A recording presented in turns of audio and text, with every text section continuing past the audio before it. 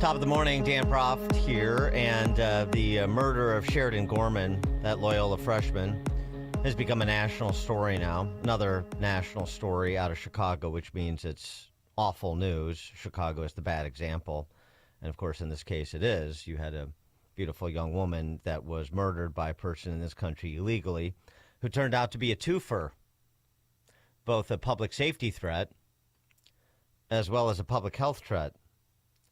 He missed his arraignment yesterday. It was postponed till Friday because he's being treated for tuberculosis. Perfect. That's a sanctuary state twofer. That's what we call that. And thanks to this program and this station, we're amplifying this story such that it is being picked up by national outlets and broadcasters. And it should be, because it's an indictment of sanctuary jurisdictions across the country, and in particular, the sanctuary state and city Pauls in Chicago. 312-642-5600 to give us a call or text on Chicago's Morning Answer. Being treated for tuberculosis. But the good news is he was standing 6 feet apart, more than 6 feet apart from Sheridan Gorman when he murdered her. Yesterday, Cardinal Blaise Cupich opined on Sheridan Gorman's murder. Apparently, he spoke with her parents.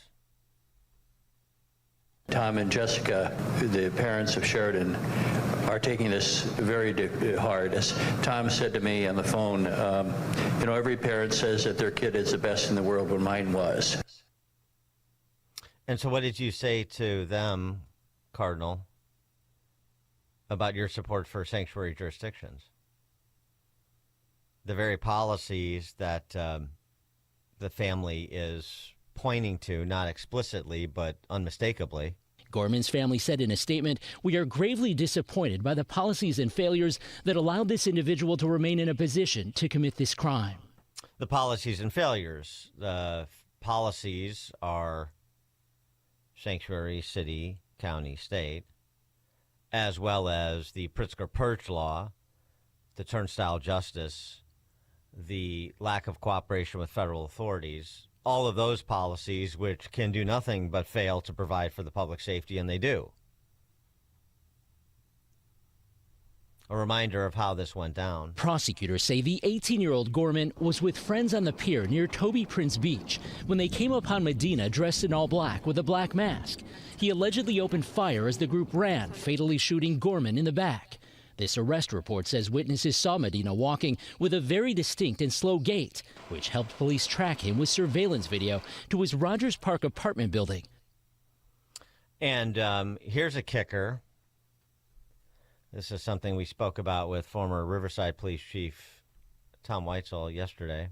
There, a lobby camera captured him without a mask, and after investigators used facial recognition software, U.S. Customs and Border Protection records returned a match for the Venezuelan national. Inside his apartment, police allegedly found a .40 caliber handgun matching the shell casing at the scene.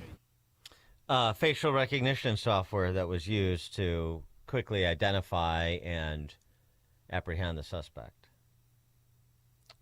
That's something, again, as we discussed yesterday, that state legislators, beginning with out and proud lesbian Kelly Cassidy, wants to ban the use of facial recognition software by law enforcement in Illinois.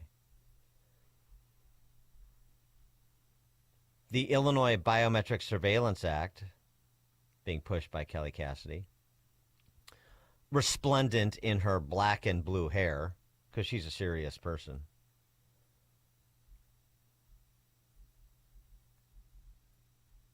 Her proposed law would ban the use of facial recognition and other biometric identifiers by law enforcement statewide. No agency could use the technology or enter into an agreement with the state or federal agency to use it. The bill would still allow for fingerprinting pursuant to an arrest or a conviction, or to collect forensic evidence at a crime scene. Well, that's nice. So a potential facial recognition match alone is not enough to file charges. Detectives use facial recognition software to help generate leads and identify potential suspects. It's especially useful in CTA investigations because the transit system is blanketed with an exceptionally high-quality surveillance camera network, as CWB Chicago reported, except when a Tiny Dancer's kid is getting beaten up. Then somehow the camera system over at CTA doesn't work. Remember that? What was Rahm Emanuel's son up to that time? Yes. CWB Chicago gives a couple of examples. 2 days before Christmas last year, someone shot and killed a 44-year-old in an altercation aboard a Pink Line train near the Washington Well Station. Second person was also shot. You may not remember it because it happens daily, so it's tough to distinguish one shooting, knifing, torching from another on CTA. I understand. CTA cameras recorded the altercation. A knife appeared, then a gun was drawn, then a gun was dropped. Someone picked it up and shot the surviving victim, who fled to the next car. Then they shot the 44-year-old I mentioned in the chest. Detectives fed the surveillance footage through facial recognition software, which returned a suspect as a possible match. Prosecutors said the surviving victim later picked that suspect out of a photo lineup. Multiple law enforcement officers and civilians also identified him from surveillance stills. And once they got on to the suspect, they recovered the handgun from a bag he was carrying, because most criminals are not geniuses. Testing determined it was the gun used to kill the 44-year-old, and now he was subsequently arrested, charged, and is awaiting trial. Oh, he's awaiting trial. At least he's in custody. So anything that may aid and abet the enforcement of the law against predators, domestic or imported, that's something that the Illinois political class, that the Illinois electorate has chosen, is against. Just to be clear. Okay. I think we're up to speed. Christine in West Rogers Park. Good morning.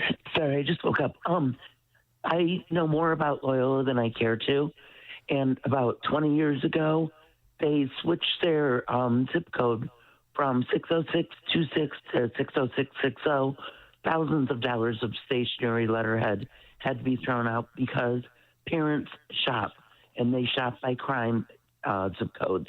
And I think parents now should start, when they want to jump 50, 60 grand a year on a school, send your kids to a school that's not in a sanctuary city. Don't let them even go on a campus tour there.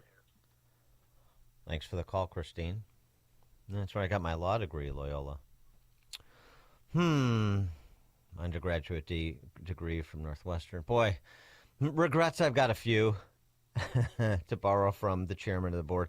Alderman Maria Haddon, she's the alderhuman who looks like Alvin from the Cosby Show I mentioned yesterday, if you're trying to keep track of people. She had an interesting take on Sheridan Gorman's murder once she turned her attention to it after focusing her attention this weekend, even though this happened in her ward, focusing her attention not on public safety, but on the upcoming trans visibility rally at Federal Plaza next month. I know you're as excited as I am. And, this may have been actually Sheridan Gorman's fault, according to your alderhuman, Maria Haddon. Listen to this hot take. Well, from what I've been told so far, right, from what police know, from speaking to the students who were with her, it seems she might have, that as they were just out, people go out to the beach all the time, right? And they go out on the pier, they walk around. So the kids were out doing normal things people do in the neighborhood. And it sounds like this might have been a wrong place, wrong time, running into a person who had a gun. They might have startled this person at the end of the pier unintentionally. But that's all we know. So it from what I've been told, what police investigation has turned up so far, what they've been able to share with me and with Loyola University, we don't believe there is cause for broader community concern. No reason to be concerned. Nothing to see here as the fireworks factory is exploding behind alderhuman Haddon. Please disperse. No reason for community concern. There's reason for community concern every day in Chicago. she may have startled. She and her friends may have startled the shooter. Really? She was shot in the back running away from him.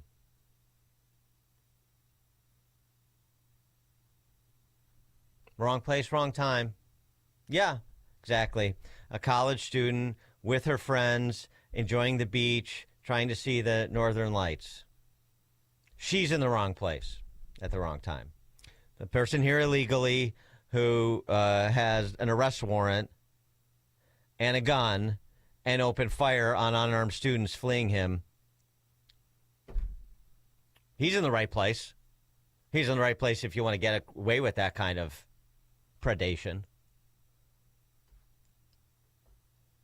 Got a whole line of apologists and the willfully silent, the hear, see, speak no evil crowd in charge of Chicago and Illinois. Perfect place to be if you want to prey on other people.